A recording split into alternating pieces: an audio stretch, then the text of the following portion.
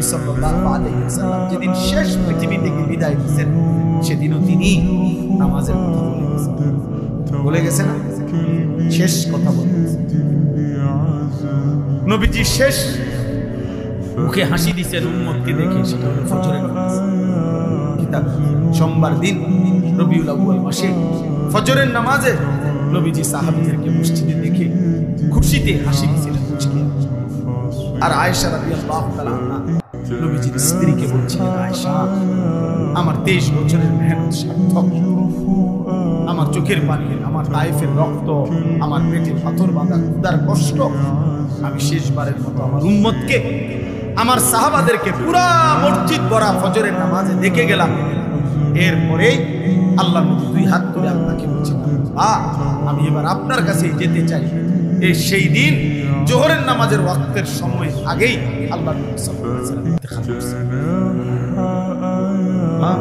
এটাই বিশুদ্ধ ইতিহাসের কিতাব তারিখে নবীজি উম্মতকে শেষ কোন নামাজে দেখলেন? শেষ হাসি দিতেন। তাহলে সেই উম্মত যখন আমলনামা দেখাবে নবীজির সামনে, প্রত্যেকের আমলনামা নবীজির সামনে দেখাইতে হবে।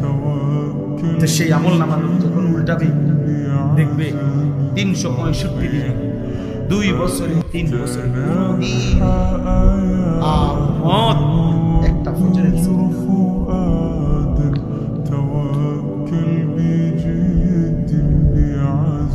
কেমনি সুপারিশ,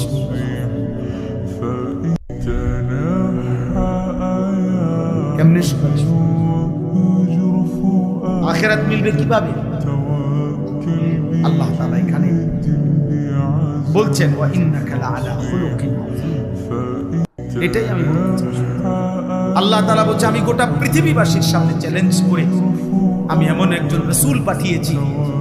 আল্লাহ বলছে, বান্দা আমি কসম করে বলছি, আমি আল্লাহ কসম করলাম, আমি যে কলম দিয়ে তাকদীর লেখাইছি, ওয়াল কালাম, সেই কলমের কসম, আমি যে তাকদীরে যত কথা লেখছি সমস্ত কথার কসম, আমি একজন রাসূল পাঠিয়েছি।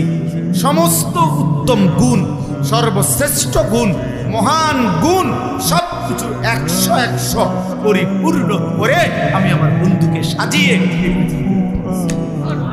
বন্ধু আমার রূপেও সেরা, গুণেও সেরা, বন্ধু আমার চেহারাতেও সেরা, বন্ধু আমার আখলাকেও সেরা, আমার বন্ধুর নাক সর্বশ্রেষ্ঠ, আমার বন্ধুর চোখ সর্বশ্রেষ্ঠ, আমার বন্ধুর হাসি সর্বশ্রেষ্ঠ, আমার বন্ধুর কান্না সর্বশ্রেষ্ঠ, আবার আমার বন্ধুর বিনয় সর্বশ্রেষ্ঠ, সাহসিকতা সর্বশ্রেষ্ঠ।